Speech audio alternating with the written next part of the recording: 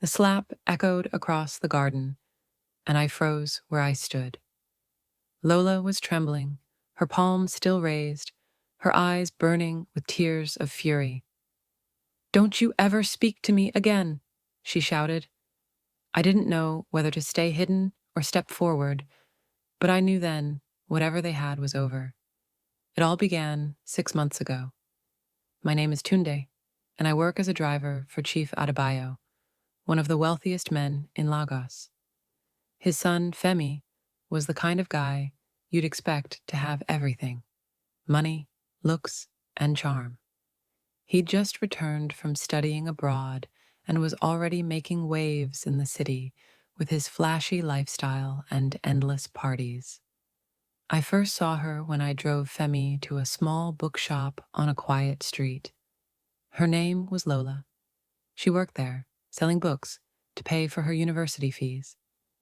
Femi had spotted her through the car window and, without hesitation, told me to park. "Who is that?" he asked, more to himself than to me. "She looks like an ordinary girl, Oga," I said. But Femi wasn't listening. From that day, he kept finding excuses to visit the bookshop. The next day, he made me drive back there, and the day after that. He kept pretending he needed a new book, but we both knew the truth. He just wanted to see her. "You have purple hibiscus?" Femi asked, smiling like a kid. She didn't even glance up. "Second shelf on the right, top row." He laughed. "You've memorized every title?" "I work here. I don't forget things easily," she said flatly. And when he tried to flirt, "Try the cafe down the road," she said, not even blinking. At first, Lola didn't seem interested. She was polite, but distant, treating him like any other customer. But Femi wasn't used to hearing no, and he made it his mission to win her over. Flowers, gifts, long conversations. He poured his charm into her life, like someone trying to fill a jar with a waterfall. What surprised me was that Lola eventually gave in. It wasn't the money or the gifts. It was how Femi made her feel seen, like she was the most important person in the world. I could see the change in her eyes when she looked at him. But not everyone was happy. Femi's best friend, Jide, had always been by his side.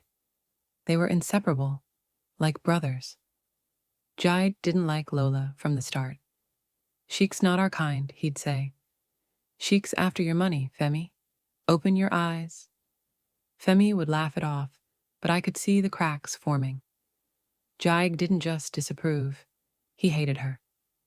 He'd make snide comments whenever she was around, and Femi always brushed it off too, in love to see the jealousy behind Jida's words. The turning point came during Femi's birthday party. It was a massive event at their family mansion, with the kind of luxury most people only see in movies. Lola came, looking beautiful in a simple dress, but she didn't fit in with the crowd of Lagos elites. Jide made sure she knew it. I saw him corner her by the pool, whispering things I couldn't hear but didn't need to. Her face said, everything. Later that night, I heard shouting from Femi's room. Femi and Lola argued, loud enough for even me, parked outside, to hear. "If you can't protect me from your friends and family, how do you want me to feel, Femi?" Lola had confronted Femi about Jide, demanding he set boundaries. Femi, caught between his love for her and his loyalty to Jide, tried to brush it off again. But this time, Lola wouldn't let it go. "If you can't stand up for me, Femi, what are we even doing?" she said, her voice breaking. It didn't end there. Jide escalated things. He started spreading rumors about Lola, claiming she was dating Femi for his money while secretly seeing someone else. The lies reached Femi's family, and soon Chief Adebayo was calling her a gold digger to anyone who'd listen. A few days before the breakup, something happened that changed everything.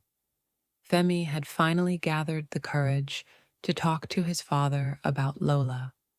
I wasn't in the room, of course, but later I heard enough from the staff and from the silence in Femi's eyes. Chief Adebayo didn't take it well. You want to bring a bookseller into this family? A girl who takes cash over a dusty counter. That's what you call love, Femi? Femi tried to stay calm. Dad, she's not what you think. She's studying. She's brilliant. She's not after anything. But Chief wasn't hearing it. You think I built this empire so you could throw it away on a girl with no pedigree, no name, no connections? You are an Adebayo. You don't marry for love. You marry for legacy. Femi said nothing for a long time. Then finally, he spoke, quietly. So, I can't choose who I love. Love? Love won't save you when the press starts tearing you apart. Love won't hold this family name when the board starts asking questions. You're not a boy anymore, Femi. You're an Adebayo. Start acting like it. Femi was torn. He loved Lola, but his world, the money, the power, the connections, was built on loyalty to people like Jide and his father. I could see the pressure eating him alive. That night, Femi didn't speak to anyone, not even Jide. He just sat alone in the study for hours, staring into space. I passed by and saw him. His hands were trembling. I knew right then he was going to break her heart, not because he wanted to, but because he'd already been broken. The final blow came a week after the party. Femi invited Lola to the mansion, saying he needed to talk. I drove her there, and she was nervous but hopeful. Femi had called me early, told me to drive to the bookshop and pick up Lola. He said it softly, almost like he wasn't sure of the decision he'd already made. Lola sat in the back seat during the ride, fidgeting with the hem of her dress. Her eyes searched mine in the rearview mirror, as if trying to read something off my face. But I said nothing. I knew. When we got to the mansion, I waited outside. The sun was sharp, but the weight in the air was heavier. Inside that big, cold living room, with its marble floors and quiet chandeliers, their love was about to die. Femi, Lola said as she stepped in, her voice soft but hopeful. You said you wanted to talk. I've been thinking about us too, about everything. Femi stood by the window, hands in his pockets, staring out at the garden like the answer might be hiding in the trees. He didn't turn around right away. Then finally, he sighed. I don't think this is working, Lola. Silence. The kind of silence that stretches and cuts deeper than any scream. Lola's brows furrowed. She stepped closer. What are you saying? I'm saying, maybe we rushed into this. Maybe Jide was right, he said, his voice cracking ever so slightly. She blinked, her lips parting like she couldn't believe what she'd heard. So you believe him now? After everything? Femi ran a hand over his face, finally turning toward her. You don't fit in here, Lola. You never did. And no matter how much I want to protect this, it's getting harder. Harder for who? You or your father? Her voice was rising now, trembling. Lola, no. Say it. This isn't about us. This is about him and Jide and the image you're trying to protect. You think I want to do this? Femi shouted, his composure snapping for a brief moment. You think I don't lie awake every night thinking about how this all got so messy? She stared at him, eyes welling with tears. I didn't fall in love with you because of your money, Femi, she said, voice low. I fell in love with the boy who read poetry in my father's dialect. The boy who stood in the rain just to see me smile. That boy would have fought for me. Femi looked away. Lola, no, say it. This isn't about us. This is about him and Jide and the image you're trying to protect. You think I want to do this? Femi shouted, his composure snapping for a brief moment. You think I don't lie awake every night thinking about how this all got so messy? She stared at him, eyes welling with tears. I didn't fall in love with you because of your money, Femi, she said, voice low. I fell in love with the boy who read poetry in my father's dialect. The boy who stood in the rain just to see me smile. That boy would have fought for me. Femi looked away. That boy doesn't exist anymore. The way he said it, it wasn't cruel. It was tired. Like he'd lost a war before he ever picked up a sword. Lola took a shaky breath, wiped her cheek.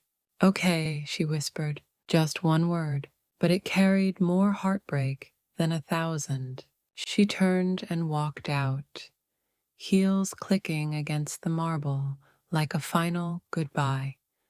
Femi didn't follow. He just stood there alone, staring at the doorway she'd disappeared through. And I watched it all from the corner of the hallway, hidden in shadow.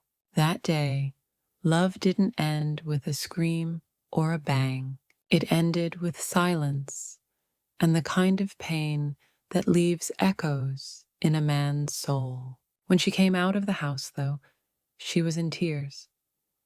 Femi had ended things. It's too complicated, he'd said. Maybe Jide was right about us. I thought that was the end, but then came the garden scene, the slap, the shouting. I later found out Lola had bumped into Jide at a restaurant and overheard him bragging about how he'd manipulated Femi.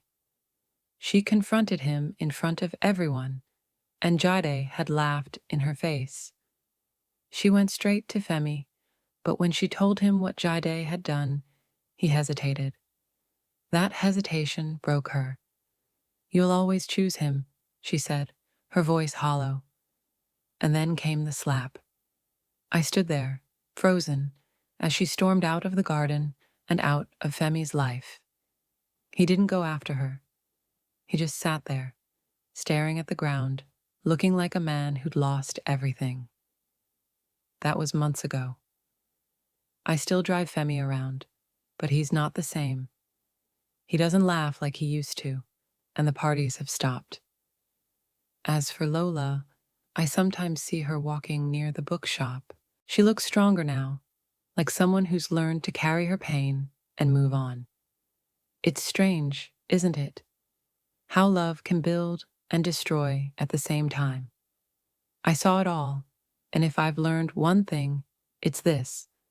Money and loyalty can't replace the truth of the heart. But sometimes, people realize that too late.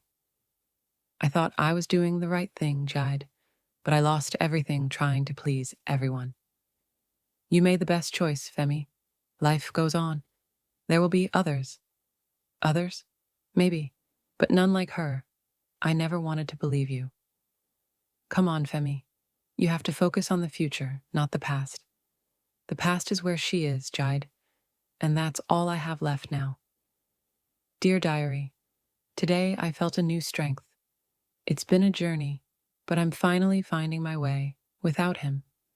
Funny how life shifts when you stop waiting for someone else's approval. I won't look back in anger or regret. Instead, I'll carry the lessons learned and embrace the path I choose to walk and let love find me. And that's the thing about powerful families like the Adebayos. They teach you how to run empires, but not how to fight for the things that truly matter. If you enjoy this story, kindly subscribe, comment, and share with others.